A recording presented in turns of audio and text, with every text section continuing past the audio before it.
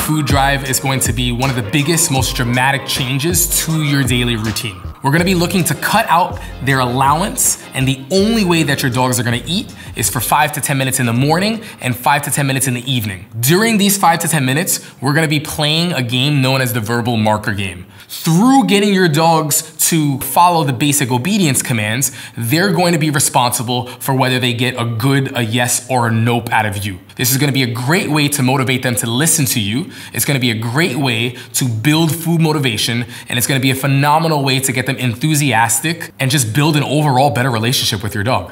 In order to play the verbal marker game, it's gonna look a little something like this. We're gonna use the basic obedience commands to strengthen their dog's understanding of the good, yes, and nope markers.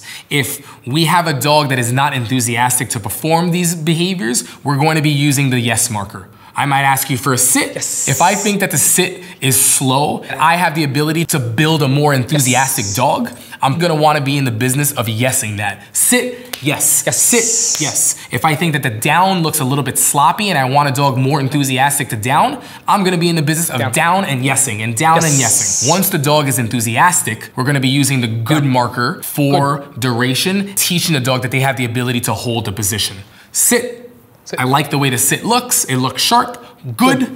I can walk and feed. Place. The dog runs to place enthusiastically. I love the way it looks. Good. I can walk and bring food. With the good markers, you might start close. You might good and feed and good and feed. The moment that you start to add distance with your goods, this is where your leash pressure is gonna come in.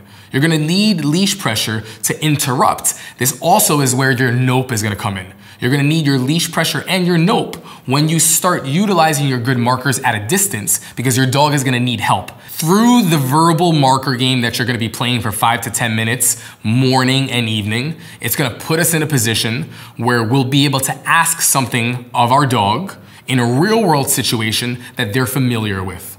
Asking our dog to place for fun games is one thing, but now asking our dog to place when the UPS guy comes to the door, or when we want to cook dinner or fold laundry, or maybe just sit on the couch and have alone time with our partner or our kids, your dog is going to have the ability to hold a place, sit down, or do whatever it is that you ask of them, because we've practiced this and we've gotten the repetitions in. As we begin to practice these commands in more real world practical settings, the dog is going to need help. Mistakes are part of the learning process. This is where leash pressure comes in. Having the ability to direct and correct throughout real world situations is gonna be extremely important to transferring something from a game to real world practical use. This is why we need leash pressure. That's what we're gonna cover next. Let's get into it.